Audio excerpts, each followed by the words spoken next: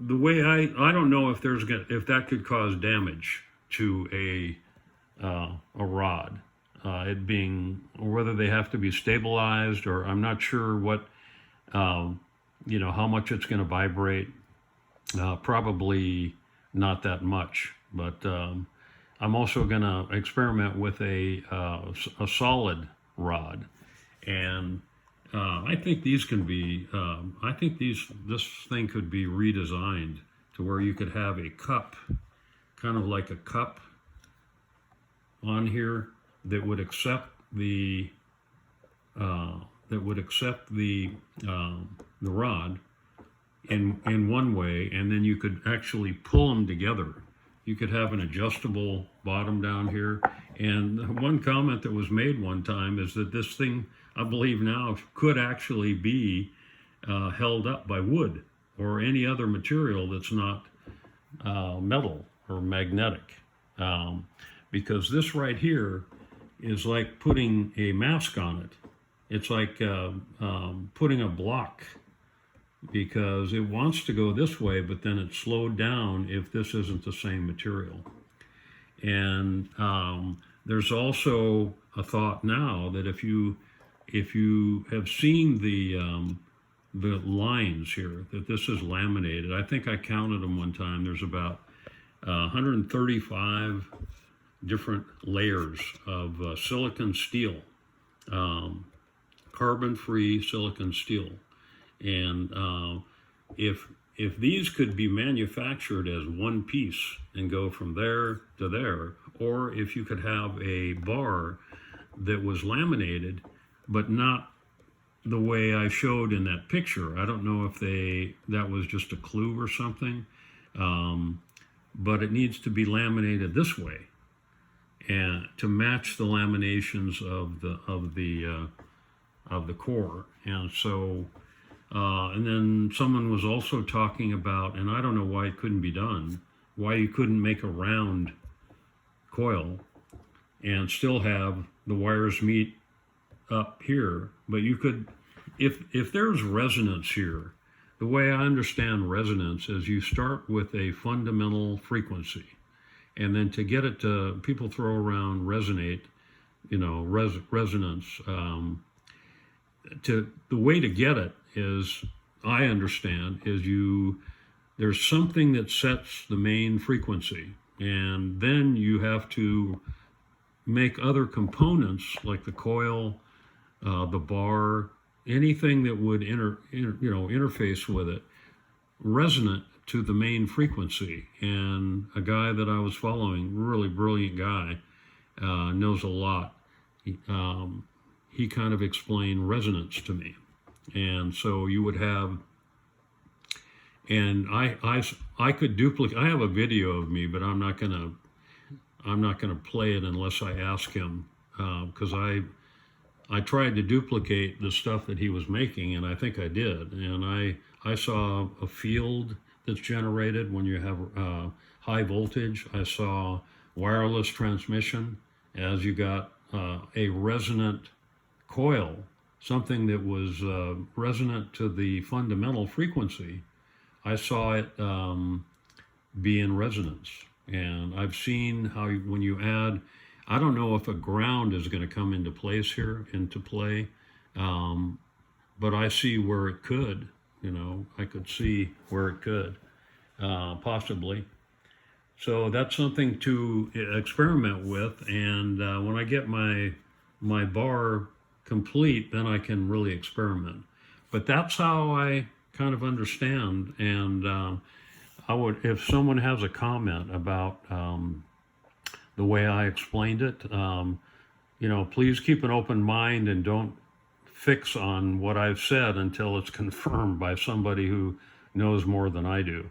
But I still believe it's real. It's just that how you tune this, I don't know. And I think that if you had control of the components in manufacturing the components, then you could, like Tesla, he's got a toroid, and you wrap the toroid with one frequency.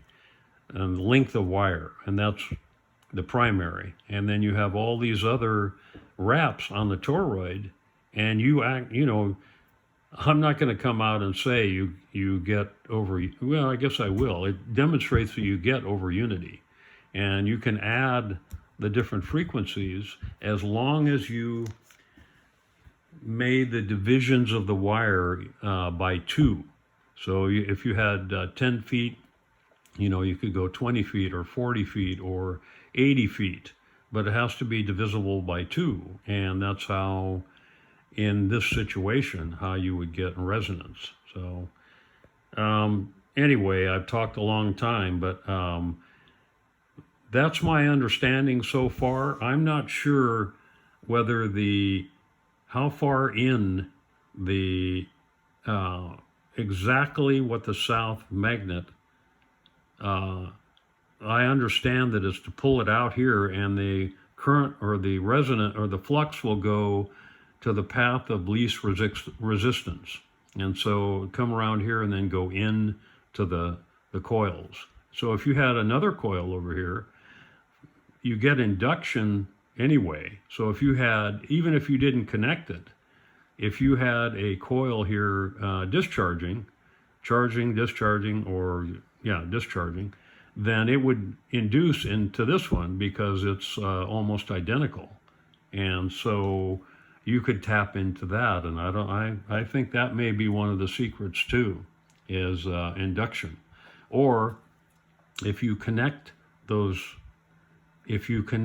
coils in series, you get double the voltage.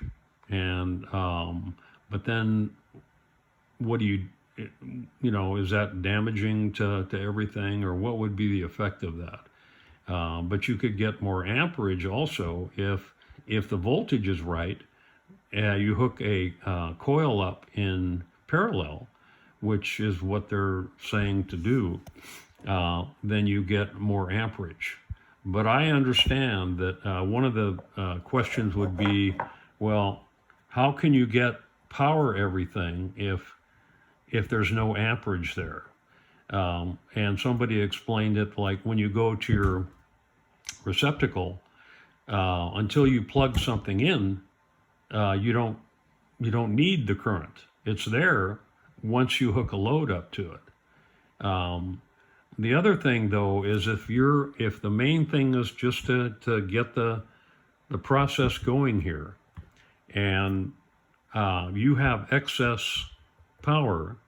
That was one of the comments. And I always thought that there's capacitance, and so it's storing the power, my belief so far, until there's a load or a requirement needed. And so and then if I don't know what would happen if you plugged in too many things. I don't know how you would shut the thing. I'd probably shut itself off or do something, but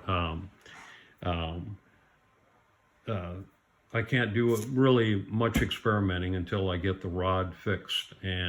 But I think I'm going to work on a redesign of you put a cup like thing with a little bit of a coming out to hold it in place, and you do it so it's kind of a tight fit on both ends. One end could be fixed, and then when you slide the stator over it, and this is just really junky here, but and this side you could have a clamp attached that would screw in to these holes somehow, and it wouldn't stick out, but it would pull everything together and make a tight fit right here. And well, I have a question too, that if you cut the